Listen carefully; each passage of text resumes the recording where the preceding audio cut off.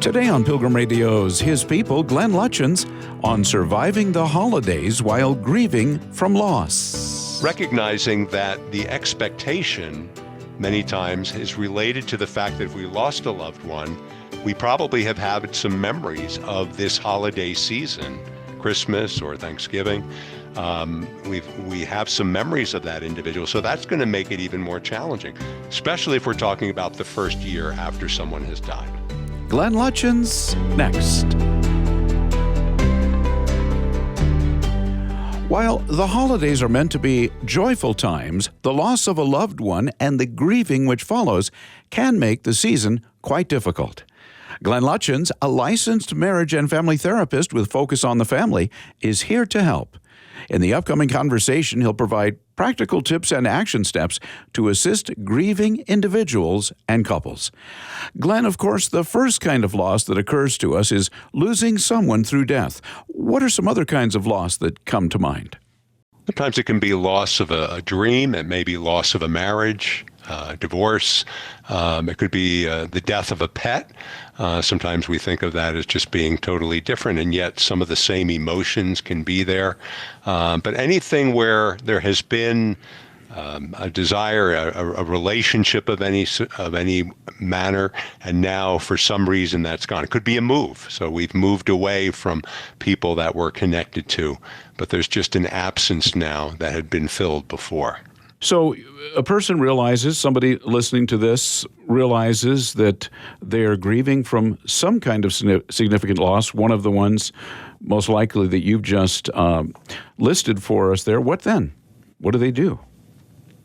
I think probably the most important thing is realize how important it is. It's not like trying to play dodgeball where you're trying to avoid the emotions. You really want to recognize that if I don't address my grief constructively, it's likely to be counterproductive. In other words, if I don't control grief, grief is likely to control me. And so we can take proactive steps. We can see the importance of leaning into it. It's recognizing that there are some things that I am avoiding that are going to be counterproductive, and I'm leaning into it. I'm dealing honestly with it. I'm often reminded of the words of Jesus in Matthew 5:4, where Jesus said, "Blessed are those who mourn, for they shall be comforted." And if we think about when Jesus said that, we're talking about 2,000 years ago, where it's really been in the last maybe 20 years, 30 years or so, where in the modern field of psychology, where we've recognized how important it is to address tragedy, trauma, pain in our lives. Now, when you say, Glenn, address the grief or lean into it, what do you mean? What does that look like? It means that I'm not going to be running from it. I'm going to be running towards it. And I'm going to probably, I think a constructive way of doing it, especially during a holiday season, is to say, I'm going to set aside certain times. I kind of call them containers. But I'm going to set aside certain times where I know I'm going to, my task at hand, my job at that moment, so to speak, is to deal honestly with whatever the loss has been.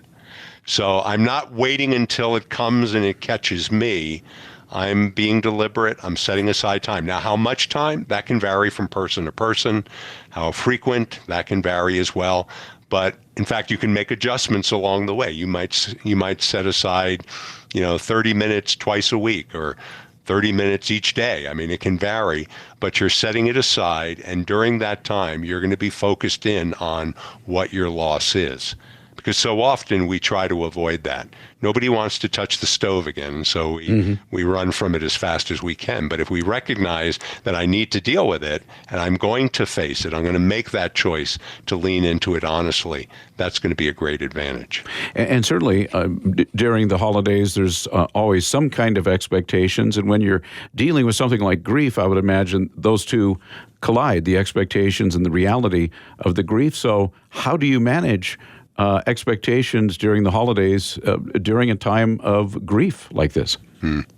Recognizing that the expectation many times is related to the fact that if we lost a loved one, we probably have had some memories of this holiday season, Christmas or Thanksgiving.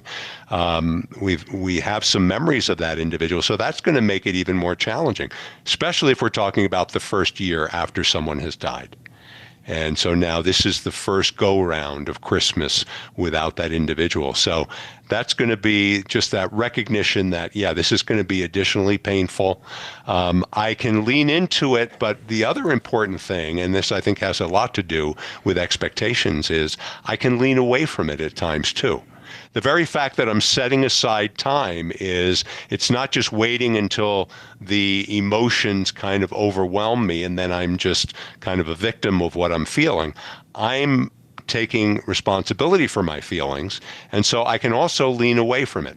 Leaning away from it doesn't mean, okay, it's done, it's in the rearview mirror. It just means now the task at hand is whatever it may be. If it's spending time with family, if it's spending time with friends, if it's service, reaching out to other people, I'm recognizing that I do have my container times, but right now the task at hand is to celebrate this particular day. And it may be that as I'm reflecting upon that I have this time, that it's just going to be meaningful for me to lean into it. Now, maybe people are going to ask and say, hey, how are you doing with the death of your loved one? And it gives me opportunity to do two things. One is to be honest about the way it feels. So not ignoring that, not, especially if people just say, hey, how are you doing? It'd be easy to not say anything about the death of a loved one, or whatever the loss may be, but acknowledge it, but then also identify a truth or two or three that we're focusing in on. I love the passage in Lamentations 3:16 through 24. The scenario was this. Jeremiah, who's understood to be the author of Lamentations, is standing over the city of Jerusalem. Jerusalem had just been defeated by the Babylonians, so we're talking about a war zone. Cries of people dying, fires, just kind of all kinds of mayhem. And Jeremiah, in verse 16, is just honest with what he's feeling, and especially how he's feeling towards God. So in verse 16, he says, he has made my teeth grind on gravel. I have forgotten what happiness is, so I say, gone is my hope and my glory. He actually goes on for another couple verses. And then the very next verse is, but this I call to mind, and therefore I have hope. The steadfast love of the Lord never ceases. His mercies never come to an end. Great is thy faithfulness. So he was making a choice in verse 21 to choose to look at, okay, what's true beyond my pain? So as we talk with people, we can be honest with the pain, but if we can also identify something that's true beyond my pain, I think that's helpful for ourselves, but it's also helpful for them. Well, my guest today on His People is Mr. Glenn Lutjens. He is a licensed marriage and family therapist with focus on the family. And today we're talking about how to survive the holidays while grieving from loss. And Glenn, you're being obviously extremely helpful with the scripture and with practical thoughts as well. And it seemed like in recent years, I've heard talk about the role of lament, where people have some sort of, it could be the loss of someone through death or so many other kinds of things going on around them. The loss of a job or whatever it may be. Can you talk about that? Is that a valid approach when dealing with grief, that of lament? I think it is, because at that point we're being deliberate with it, we're being honest with it, we're not avoiding it, we're recognizing that it's a normal part of life and the normal part of a fallen world where there's going to be pain. And I have a choice of what I do with it. If I bury it, it will likely, and sometimes I use this analogy, it's like trying to hold a beach ball underwater. It's pretty exhausting. Yeah. And eventually it's going to pop up and likely the beach ball will hit me in the face. So if I can recognize that I'm going to take the steps to deal with it in an honest fashion, I have a greater capacity to address it in a constructive way. And speaking of those constructive ways, I want to get right to them, but there are obviously some ways, some methods for coping that aren't healthy. We can think of what those are: overeating, over drinking, etc. How do you avoid those? I think an important part is not to respond rashly. It's real easy to say, okay, I'm feeling this emotion. I don't want to feel this. What's going to stop it? And then just kind of use that as a numbing agent. If we make decisions, which obviously we still will have to do, I think it can be helpful maybe even to write down, okay, here's what a decision is. Wait 24 hours. If it's out of the norm of our everyday life, wait 24 hours. Is that still a good decision or not? Because sometimes it may not even be something that we would see within that arena of something that's sinful. It may just be a decision I'm making very quickly, buying something.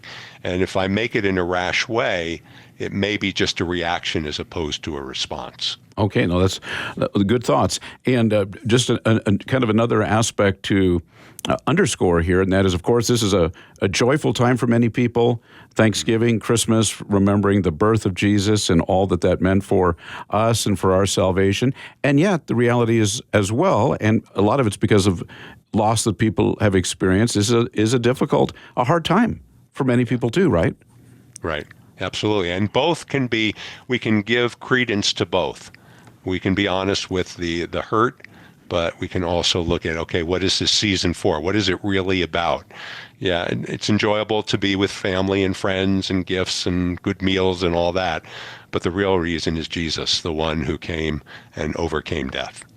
Well, I'm wondering, can you give us some suggestions, and you have already, but and you've touched on the scriptures and however you might want to continue to unfold that, but suggestions for finding hope and comfort at this time in the midst of grieving?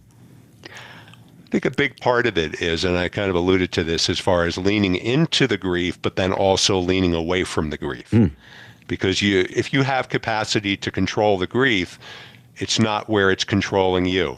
And so leaning away from it is just as important. I do think a lot of times for people where depression is likely to set in is when they're simply in a mindset of just what that pain is. They're not taking a break from the pain. And so physiologically, the chemicals that are taking place, or the chemicals that are not being released, the importance of serotonin. And when there's a low level of serotonin, that can add to depression. And so recognizing, okay, I'm going to enter into life at this time. I'm not going to let my circumstance simply control me. Maybe a visual way of seeing that, Bill, is thinking of if I had a piece of paper in front of me and I was looking at that piece of paper, and let's say I put a circle and I put the letter G in it. And I'm looking at it really close up, and I'm seeing that G, and that G is representing grief. But if I move that paper away and I realize that there's some other circles, there's family, there's friends, there's Jesus Christ, there are all these other circles that now, yes, the grief is still there, but I'm seeing it in the context of the larger picture of these other aspects that are really important in my life.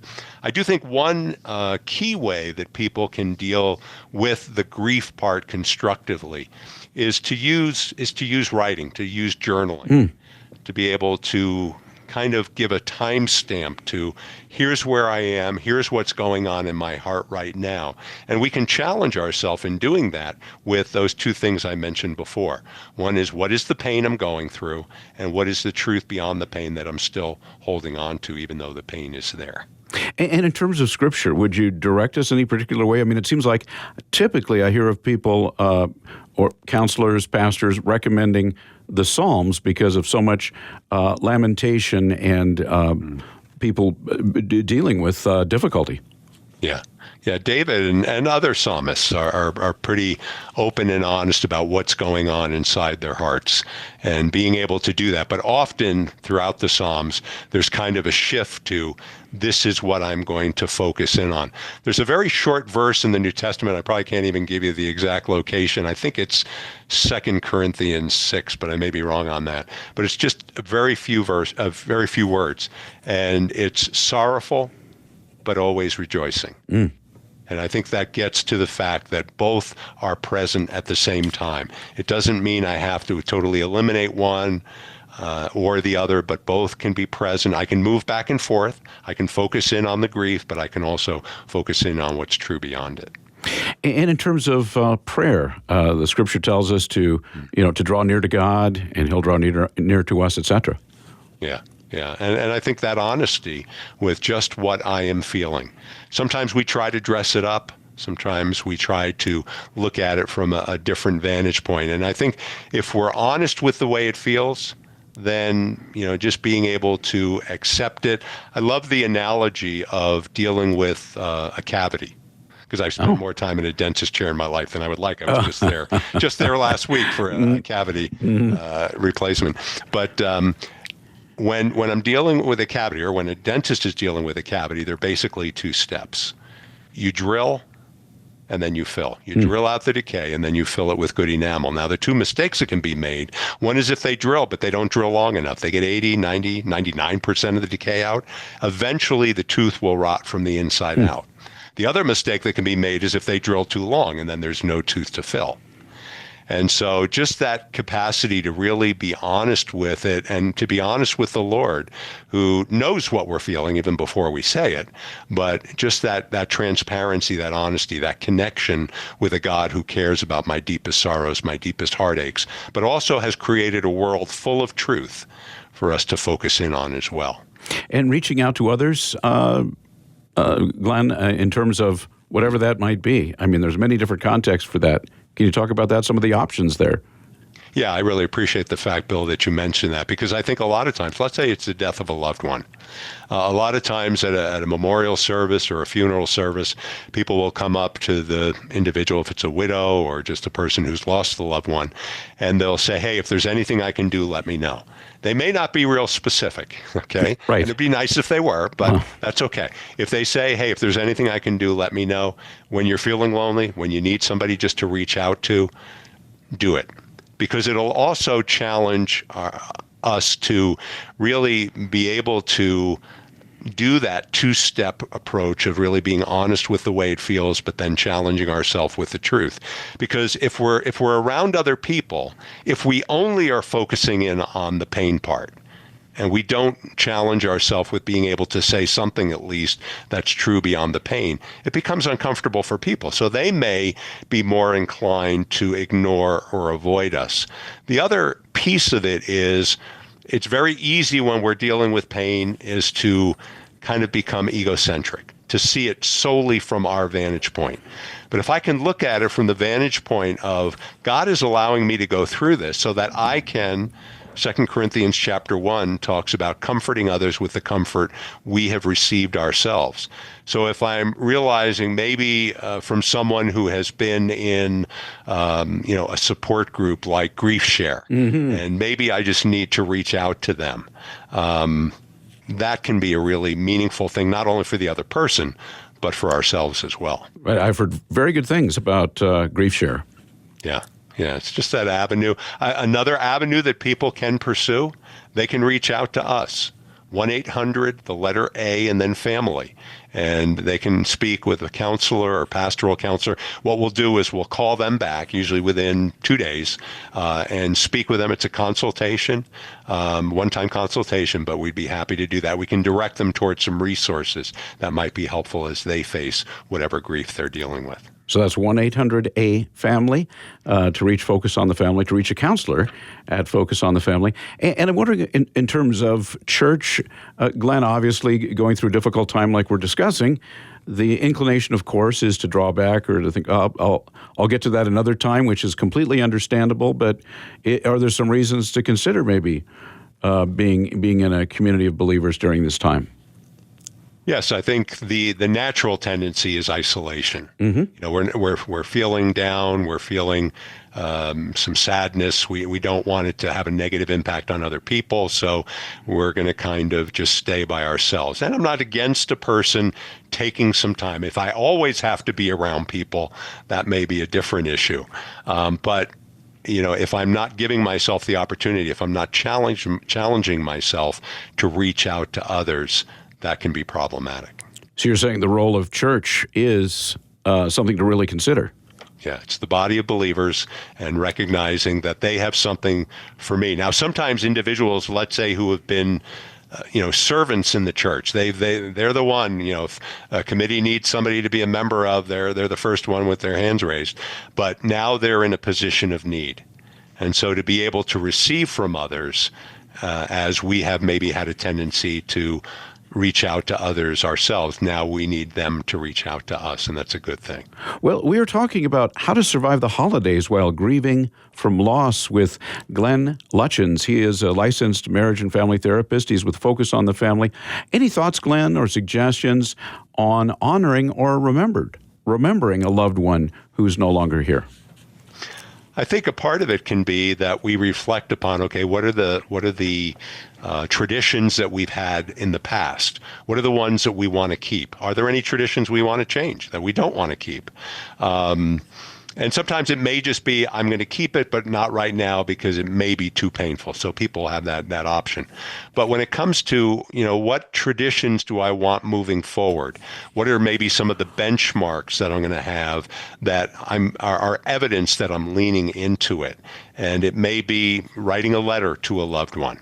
I'm not talking about where that's more of just kind of an emotional opportunity to kind of connect. I'm not saying that, we're going to be able to communicate with a loved one who's died, but it just is that opportunity to connect with what my feelings are. There may be certain things that I'm going to do. Maybe it's reaching out to people at a time when it gets close to maybe the anniversary of a person's death, so that I'm going to do it. I remember hearing one time an individual who had, it was a husband and wife, they had a child who had died of AIDS. And so one of the things that they did was they went down to a hospital, and children who had AIDS, they cared for them. They volunteered their time. And so there can be things that are very meaningful and constructive as steps that we take in showing the Lord's love to others. And you said something else in there too, I think, that if we know someone, maybe a friend who is going through something like this, to mention the loved one. I mean, I've heard that often, I haven't heard it, often people are inclined not to mention the person's name because they think it might be upsetting, and yet in reality, the person that lost a loved one loves usually to talk about them. Yeah, no, you're right. I mean, there could be an isolated scenario where somebody is hurt by that, but generally speaking, people are longing to hear someone talk about it. And when we avoid because we don't want to cause pain, it usually misses the mark of where that person's heart really is. In terms of this, it seems like one thing that could easily be overlooked is that of, the sort of the trendy way to put it is self-care, but things like rest and relaxation or even recreation, that you don't have to always be thinking about it, but just do something just for the enjoyment of it. Yeah, no, you're absolutely right. And it is possible to misuse anything, even that Scripture says. So, a word that does have merit to it, which is self-care, but it can be overused. But it's really key to be able to say, I need to take care of myself well. I love the on a flight where they say, should the cabin lose air pressure, first put an oxygen mask on yourself, then you'll be in a position to help someone else. If I'm not dealing well, if I'm sinking in my grief, I'm not going to be any good for anyone else. So caring for myself is really important. And Glenn, I don't often ask this, but I'm wondering from the perspective of a counselor, have you experienced any of these things in your personal life? My parents are both with the Lord, so, when you think about it, a term we don't often use that way, considering I'm in my late 60s, but I'm an orphan now. And, they were there. My parents both loved the Lord deeply. And giving ourselves the time, the chance to thank the Lord for them, giving ourselves the time to recognize how important they were. I mean, I had a mother who... I don't think there was a morning in my life that I came downstairs that she didn't have her Bible open and a commentary, or she was in prayer. She just had a deep love for the Lord. My dad loved the Lord as well. So just people that I'm thankful for, and to recognize them at those times is really key.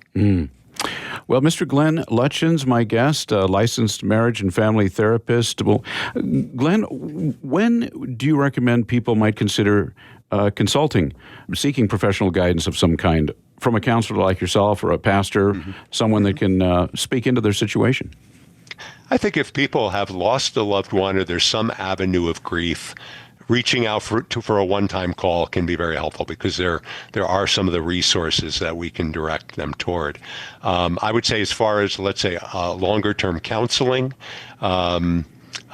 First off, I think the grief share can be helpful pretty much for anyone. There are times where people have mentioned maybe they did the grief share and it was right after a loved one's death, and so they were just they were overwhelmed by the emotions. So they maybe have picked up part of what grief share was focusing in on, but maybe not the truth part of it as much, or steps that they could take. So even doing it more than once can be helpful.